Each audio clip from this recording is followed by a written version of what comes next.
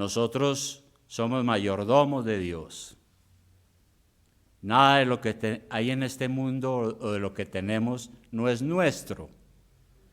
Si usted tiene un empleo, si usted tiene una finca, si usted tiene una casa, si usted tiene un carro, tenga lo que usted tenga, así sea la ropa que tiene puesta, toda nuestra vida le pertenece al Señor. Y yo soy responsable de cómo administro eso, porque un día de estos vamos a morir y usted tiene la responsabilidad de presentarse ante el Señor a rendir cuentas.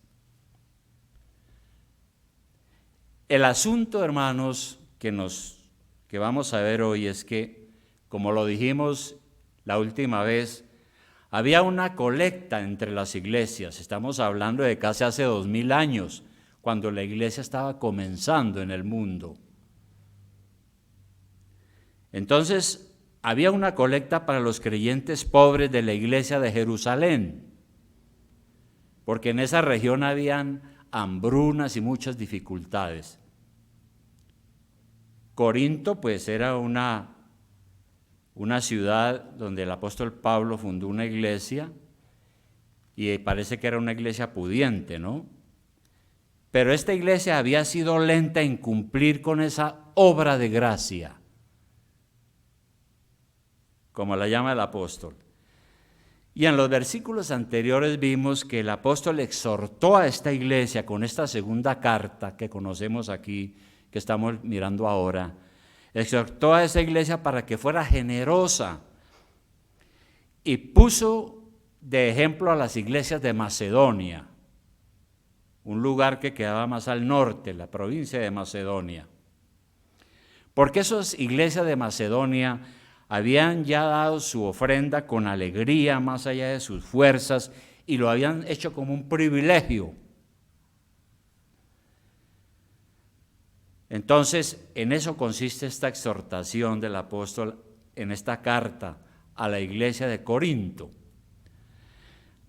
Ahora, aunque era una ofrenda especial, porque era para los pobres de la iglesia de Jerusalén, la enseñanza apostólica nos traza unos principios y unas reglas sobre cómo ofrendar, las cuales debemos tener en cuenta para hacer todo decentemente y con orden. ¿Cómo debemos ofrendar? Lo primero que el apóstol dice aquí es lo siguiente, dice que debemos ofrendar voluntariamente. ¿Sí? Versículo 10, ahora sí lo vamos a leer. Vamos a ir leyendo poco a poco algunos versículos. Dice el versículo 10. Escribe el apóstol Pablo, inspirado por el Espíritu Santo, dice: y en esto doy mi consejo, porque esto os conviene a vosotros, que comenzasteis antes no solo a hacerlo, sino también a quererlo desde el año pasado. Ahora pues, llevad también a cabo el hacerlo, para que como estuvisteis pronto a querer, así también lo estéis en cumplir conforme a lo que tengáis. Porque si primero hay la voluntad dispuesta,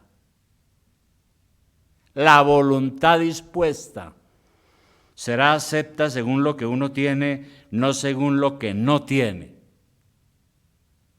Bien.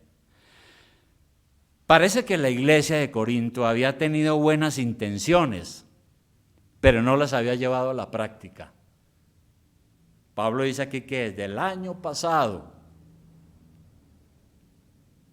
ellos habían hecho alguna promesa de colaborar. Es decir, habían tenido buenas intenciones, pero no la habían llevado a la práctica.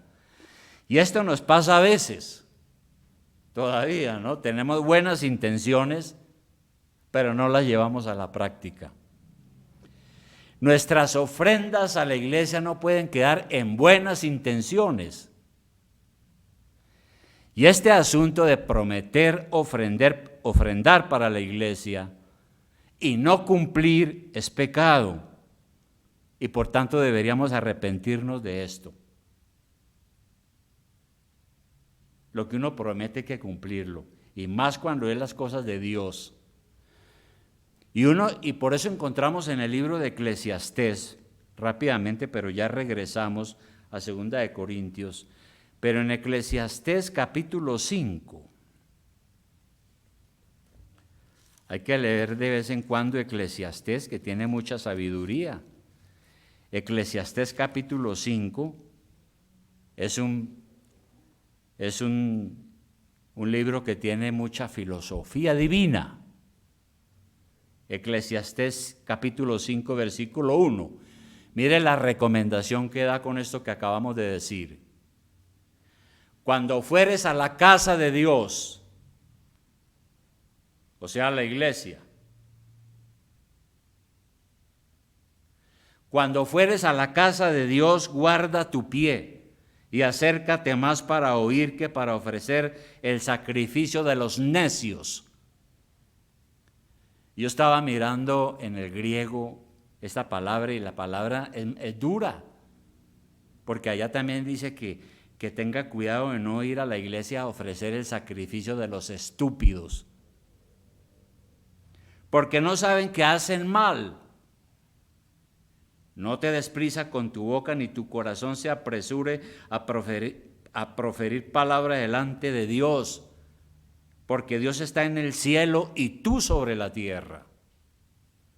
Por tanto, sean pocas tus palabras, porque de la mucha ocupación viene el sueño, y de la multitud de las palabras la voz del necio. Otra vez, ¿no? Cuando a Dios haces promesa, no tardes en cumplirla, porque Él no se complace en los insensatos.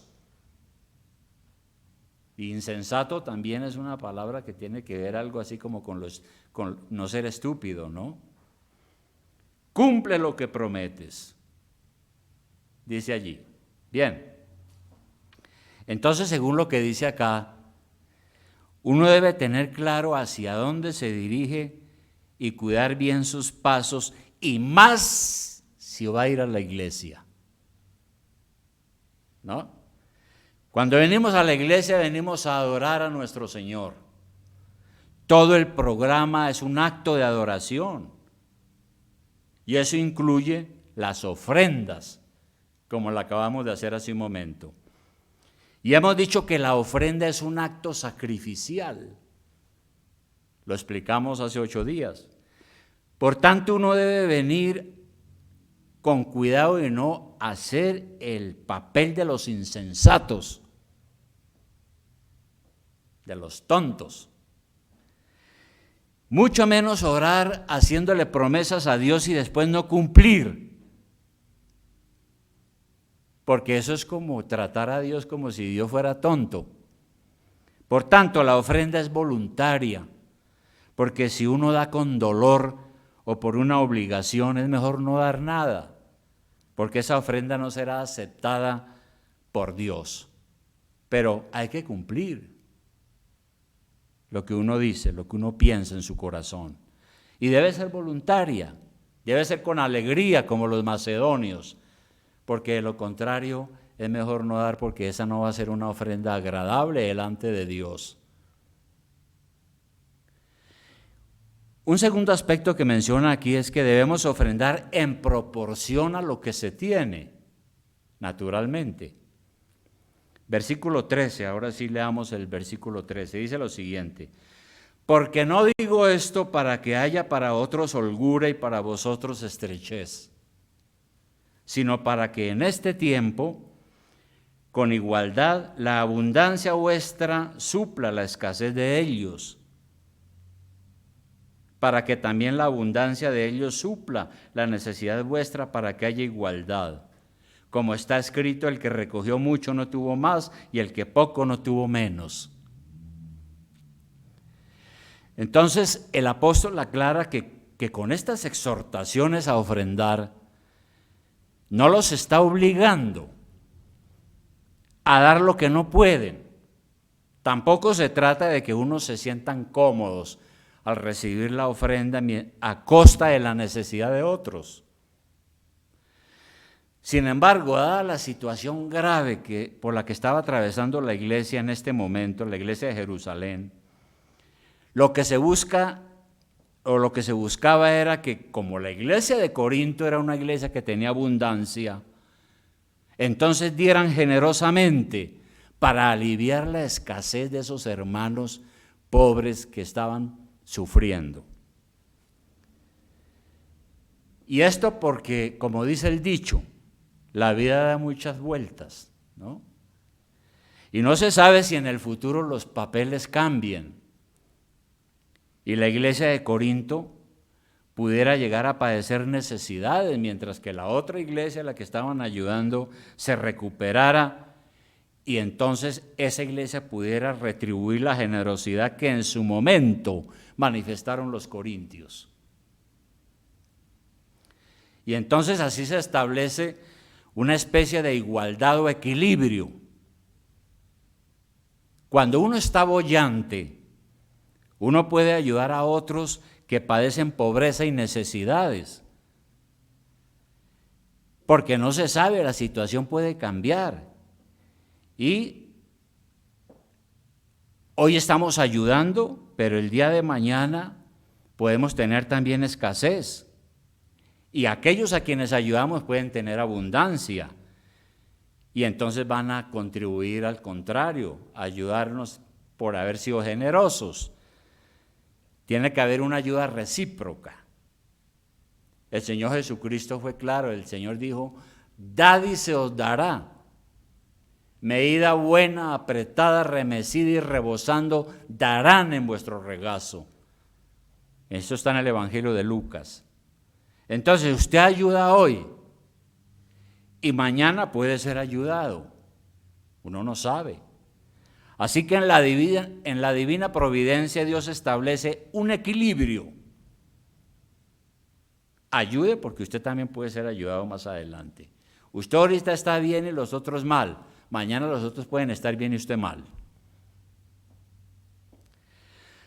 Y el apóstol entonces menciona un episodio del Antiguo Testamento, allá lo que leímos ahorita en el versículo 15, que dice, como está escrito, dice el apóstol. Y entonces, como está escrito, ¿a dónde? En el Antiguo Testamento. Y él se está refiriendo a Éxodo capítulo 16. Vamos a mirar Éxodo capítulo 16. Éxodo capítulo 16.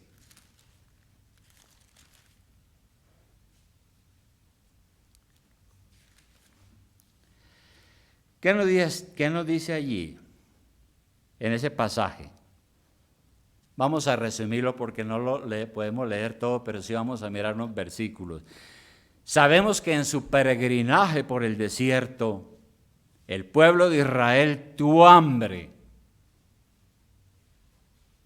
porque estaban en peregrinaje, estaban de viaje, en el desierto.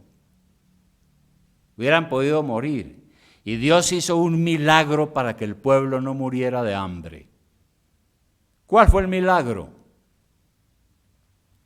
Ahora sí vamos a leer el capítulo 16 desde el versículo 13. Dice, y venida la tarde subieron codornices que cubrieron el campamento. Bueno, eso fue antes. Dios les dio carne también. Pero más adelante dice, y por la mañana descendió rocío en derredor del campamento. ¿Qué es un rocío? Cuando hay como invierno y uno se levanta por la mañana y hay una especie de escarcha blanca en todas partes. Entonces descendió un rocío. 14. Y cuando el rocío cesó de descender, he aquí sobre la faz del desierto una cosa menuda, redonda, menuda, como una escarcha sobre la tierra. La gente dijo, ¿y qué es esto tan? ¿Qué es esta escarcha? Y viéndolo los hijos de Israel se dijeron unos a otros, ¿qué es esto?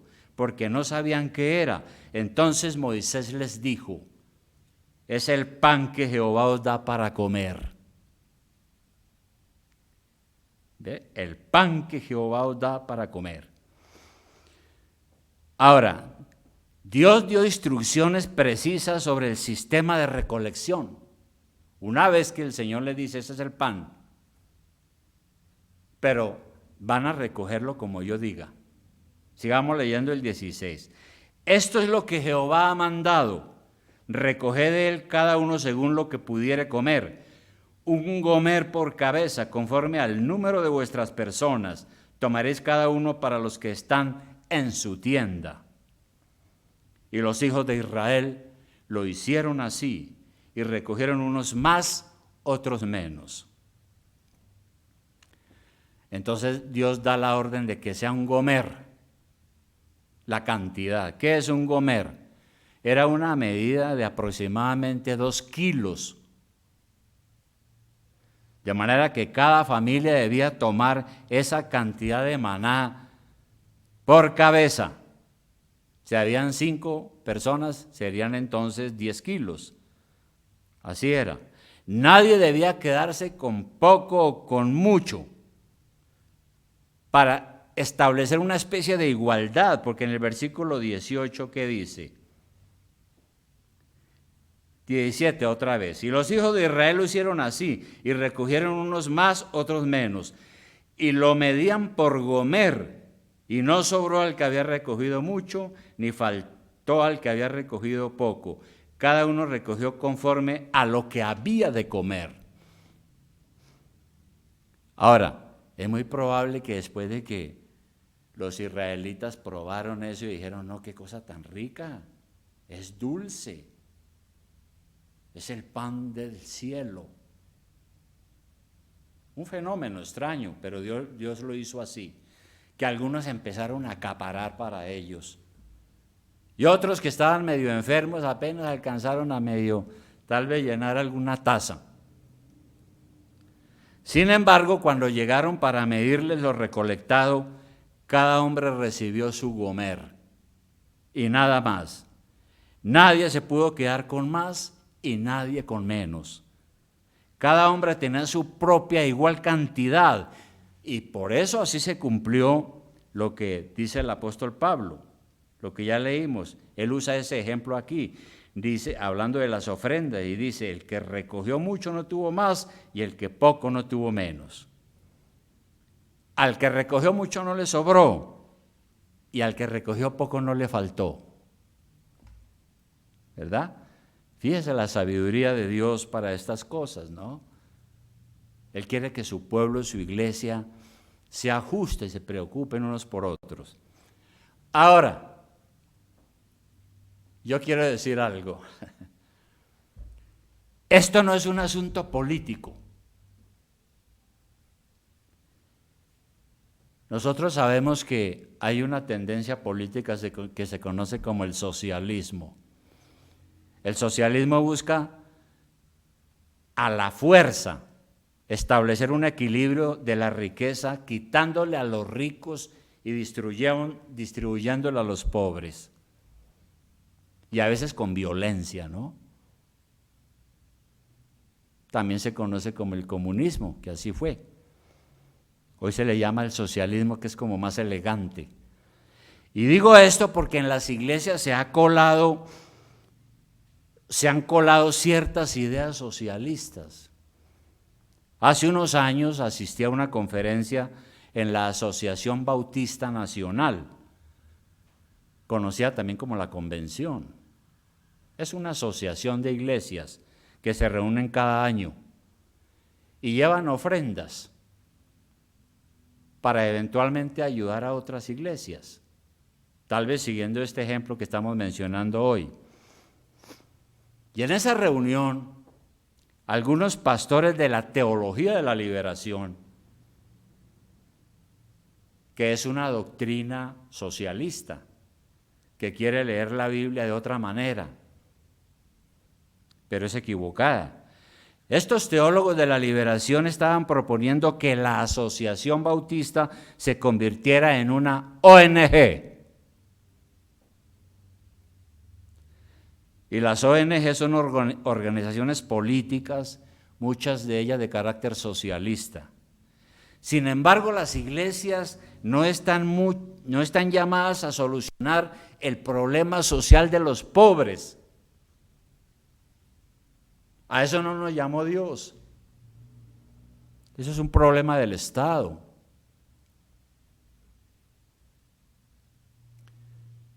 Ayer había, cuando bajaba por un puente, toda esta semana he visto en un puente allá cerca de la casa una mujer con un niñito de 2 años, de 3 años, y un letrero que dice soy venezolana. Bueno, ahí está todo el letrero. Y pobre niñito, de 6 de la mañana a 6 de la tarde al sol y al frío ahí al lado de ella. A esa edad un niño que necesita movimiento y ejercicio.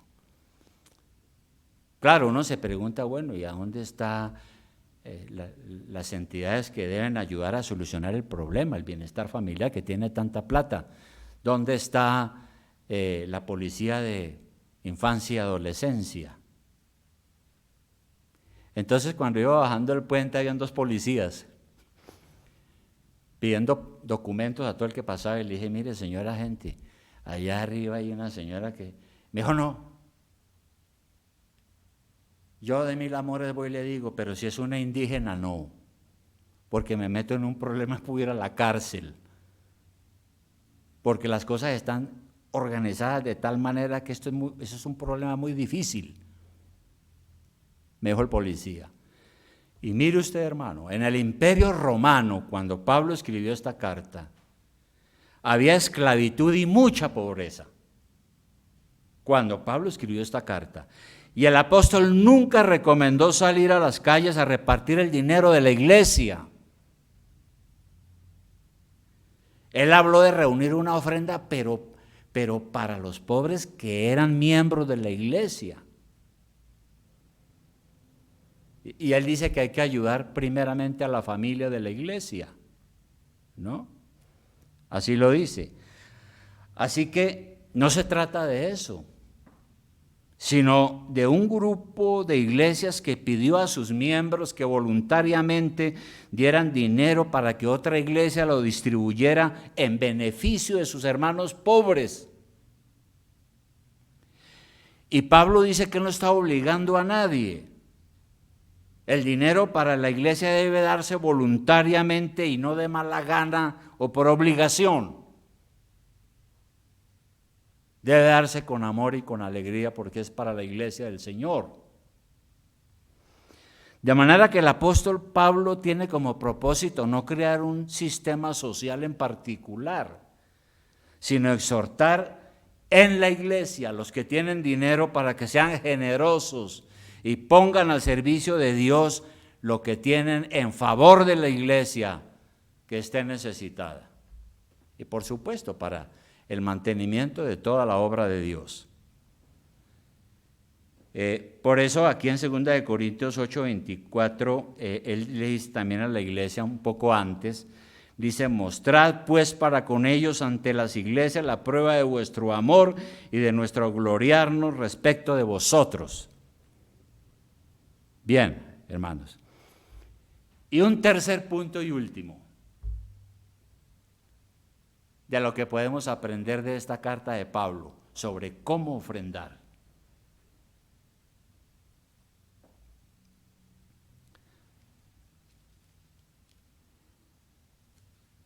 Y tenemos que aclarar, hermano, que uno no se salva tampoco por repartir el dinero a los pobres. Es bueno hacerlo, pero no por eso se salva uno. La salvación es un don gratuito de Dios por la fe en nuestro Señor Jesucristo, quien en la cruz del Calvario pagó el precio de nuestra salvación. El que dé porque piensa que el Señor está contento allá en el cielo mirándolo y lo va a premiar con la salvación está equivocado. Y el tercer aspecto que menciona aquí él es que debemos ofrendar según el orden bíblico. Las ofrendas deben ir a la tesorería de la iglesia. Versículo 16. Esto no nos lo inventamos nosotros, está aquí en la Biblia. Dice él, pero gracias a Dios que puso en el corazón de Tito la misma solicitud por vosotros. Tito era un compañero de Pablo en sus viajes misioneros. 17. Pues a la verdad recibió la exhortación, pero estando también muy solícito por su propia voluntad, partió para ir a vosotros. Entonces Tito, el compañero de Pablo, era el encargado de recoger las ofrendas para los pobres de Jerusalén. Ahora, en el Antiguo Testamento las ofrendas y los diezmos debían ir al alfolí. ¿Qué es el alfolí? El alfolí eran unas bodegas que habían a los lados del templo, donde los judíos diezmaban de sus cosechas.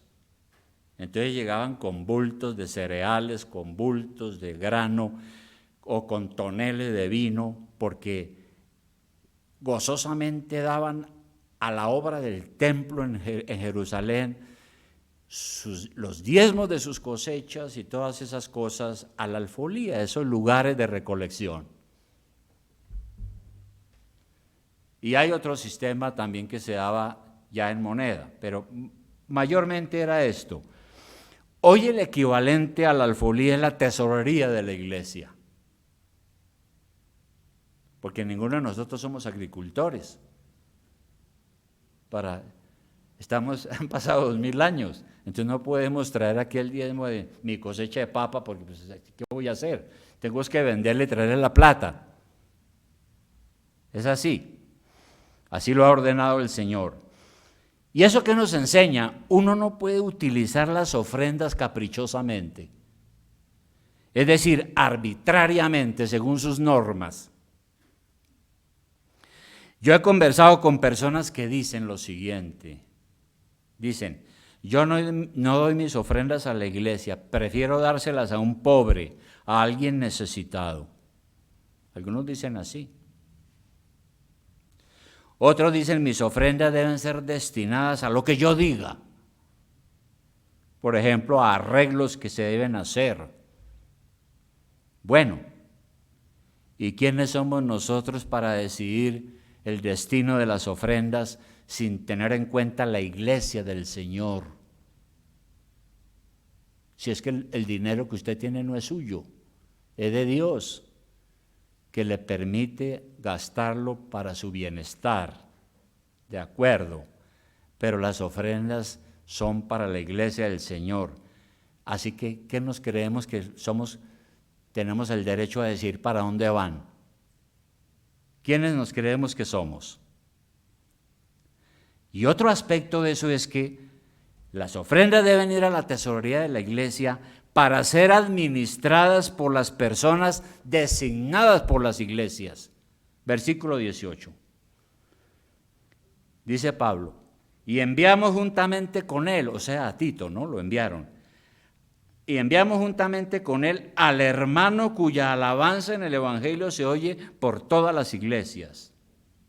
Y no solo esto, sino que también fue designado por las iglesias como compañero de nuestra peregrinación para llevar este donativo que es administrado por nosotros para gloria del Señor mismo y para demostrar vuestra buena voluntad. Entonces aquí Pablo dice, bueno, Tito es el que va a llevar esa ofrenda, más otro hermano que no dan el nombre, es un compañero de viaje. Y el apóstol dice que la ofrenda estaba siendo administrada por ellos como líderes. Entonces la iglesia designa el destino de las ofrendas por medio de los líderes que administran, como fue el caso del apóstol y sus colaboradores y amigos de misión. Así lo ha ordenado Dios. Va a dar una ofrenda, tráigala a la iglesia. ¿Quién la administra? Los que la iglesia designa.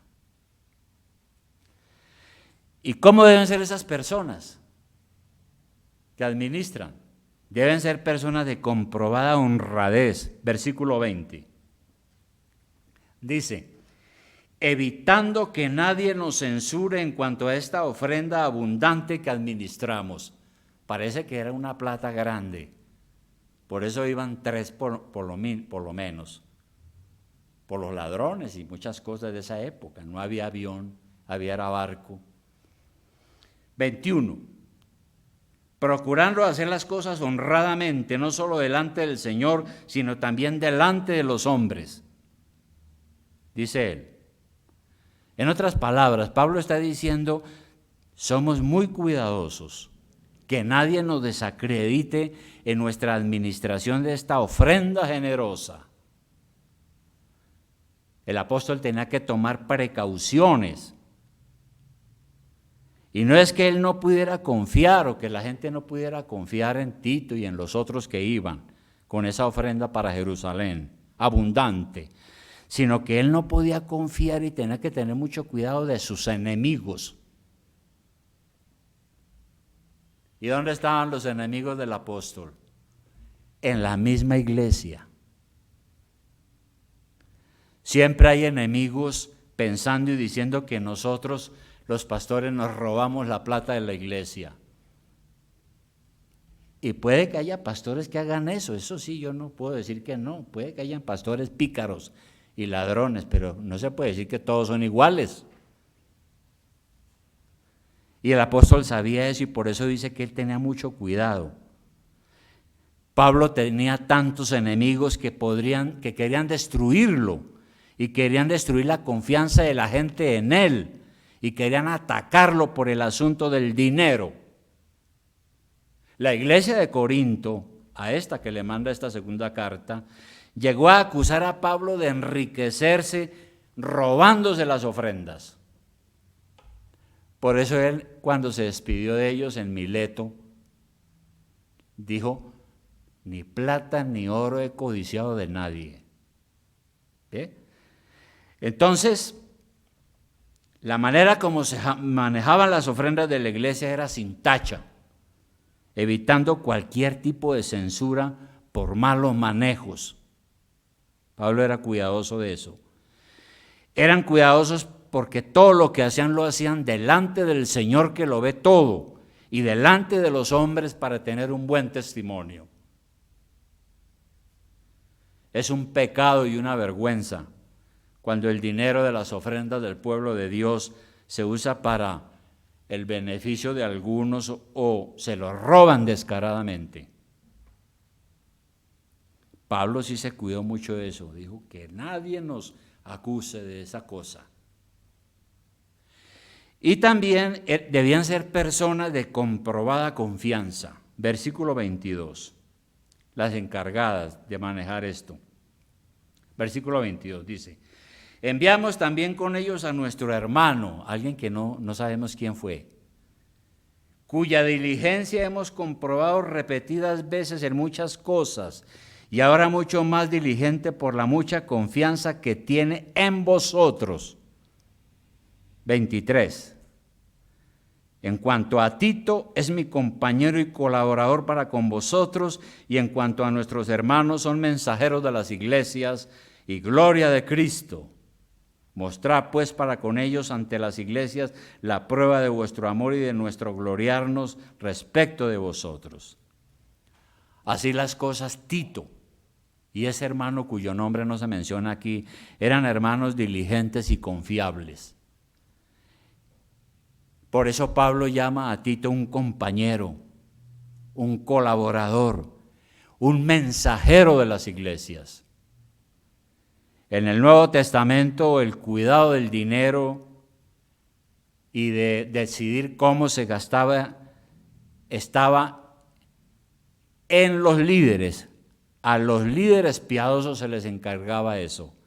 Siempre a los siervos de Dios más dignos de confianza y siempre fueron elegidos en una asamblea para administrar los fondos de la iglesia. Y la iglesia tenía que mirar que fueran honrados, responsables, diligentes, honestos, piadosos. No iba a poner los dineros de la iglesia en manos de gente de dudosa reputación o de ladrones. Desafortunadamente, en una que otra iglesia se presentan actos deshonestos en el manejo del dinero, ¿no? Ahora, hay iglesias donde el dueño es el pastor. Entonces, todo lo que entra, y de aquí, puna la chequera de él. Aquí no. Somos una iglesia bautista. Usted es responsable de cómo se administran las cosas. Y la iglesia tiene que nombrar a esas personas encargadas como lo hemos hecho. ¿Verdad? Hay tesoreros que han caído por eso, por deshonestos. Hay pastores que han caído también por lo mismo. De manera, hermanos, que en conclusión, en conformidad con lo dicho, queda claro que cualquier ofrenda es voluntaria.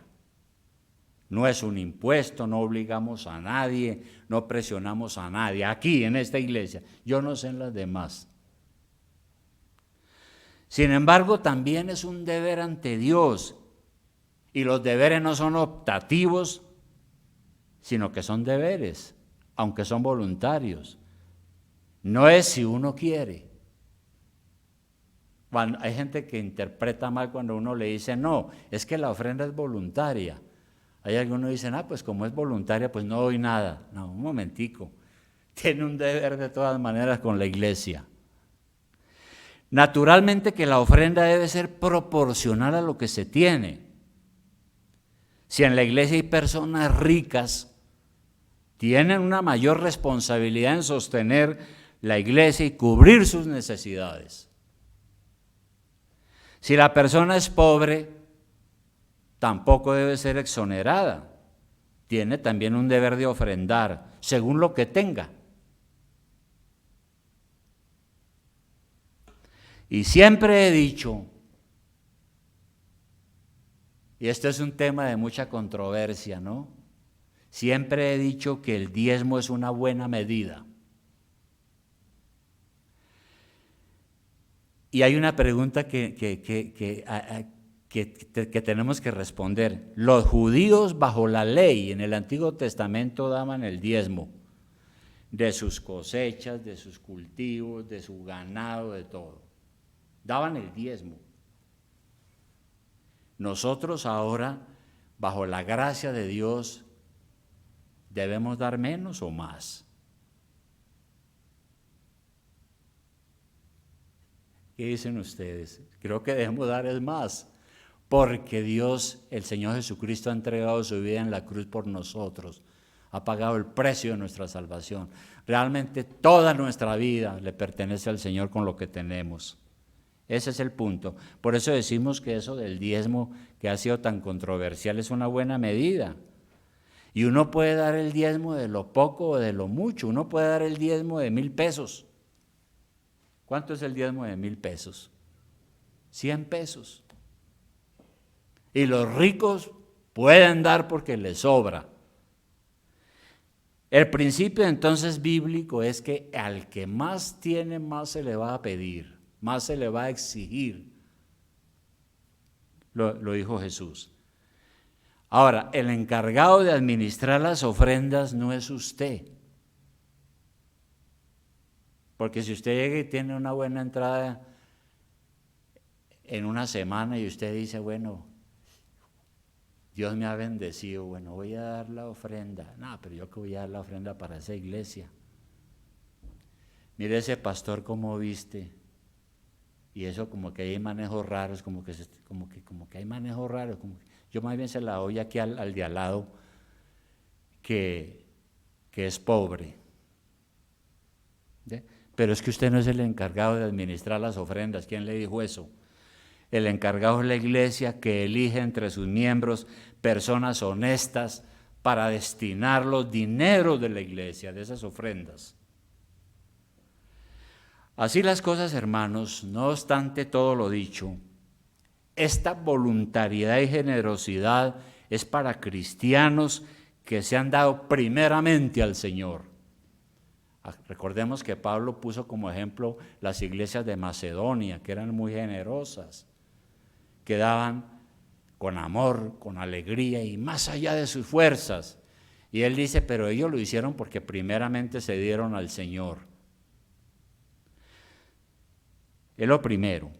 Esto que hemos dicho aquí es para cristianos.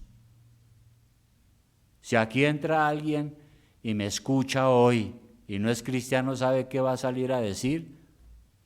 Lo de siempre, vea el pastor hablando de plata. Ese es el punto.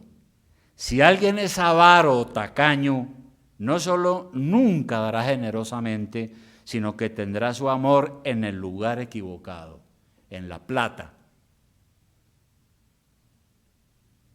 Hay personas, hermanos, que su Dios es la plata.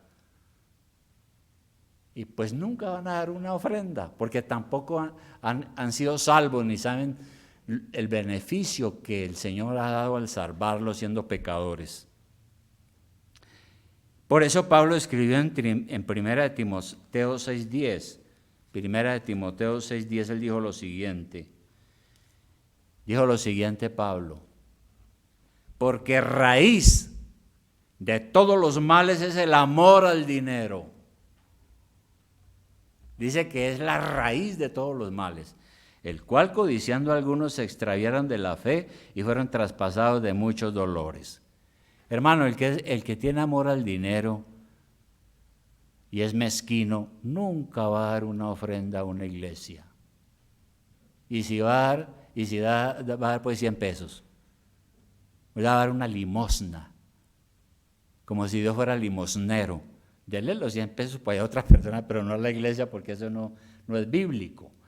De manera, hermanos, que cada uno tenemos que examinarnos, ¿no? ¿Cómo soy yo? ¿Cómo es usted?